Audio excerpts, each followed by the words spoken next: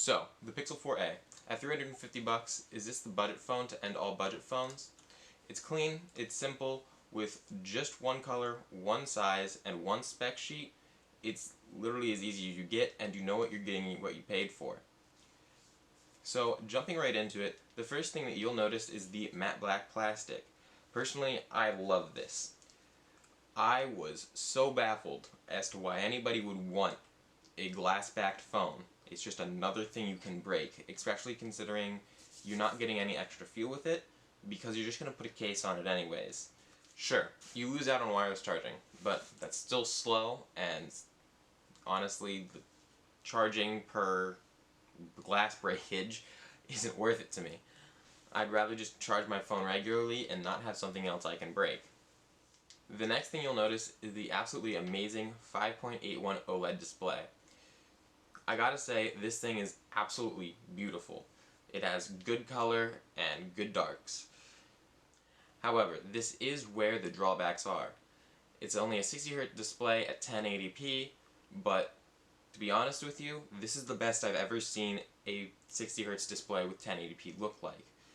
Honestly, I switched over from my Razer Phone 2, and that had 120Hz with 1440p, and this looks better than that. I'd rather go to this than stay on that phone.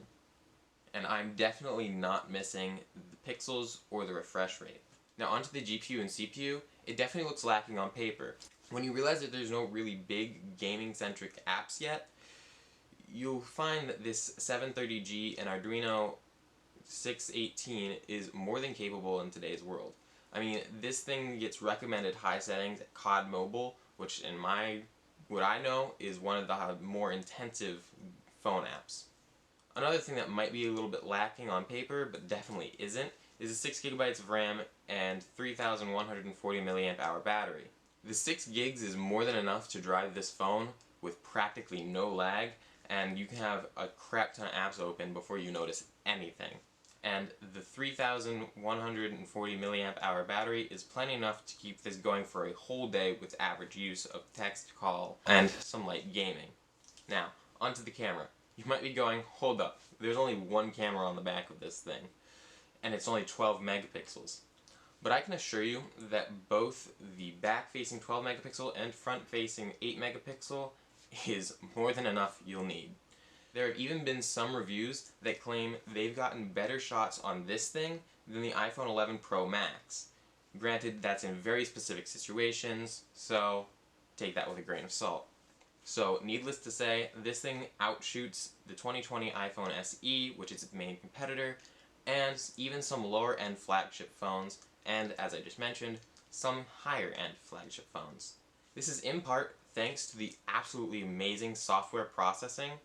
The photos you'll get with this are astounding, and the night mode absolutely blew me away.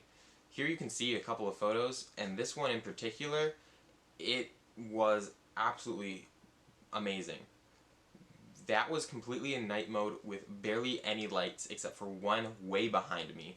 So, needless to say, if camera is your biggest concern, this is a definite recommend. And on that note, is this phone in total worth the $350? Absolutely.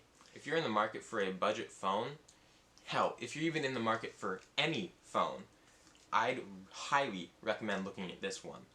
Needless to say, this is going to be my new daily driver, and I don't see myself switching until the 3 years of Android support is up. Now, to set me apart from other reviewers, I'm going to try something a little different.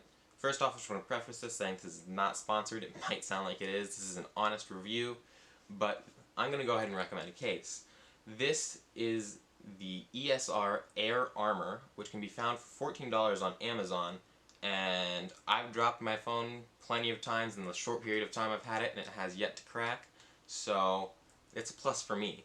Also, it's a clear case, so if you're a skin lover like me, you can easily put a skin on the back of this thing and then still be able to see it through your case without having to worry about damaging or the high price of a skinned case. So I hope you guys enjoyed my review of the Pixel 4a, and if you did, make sure to leave a like, comment, and subscribe, because I hope to be doing a lot more of these soon. And anyways, I'll see you guys next time.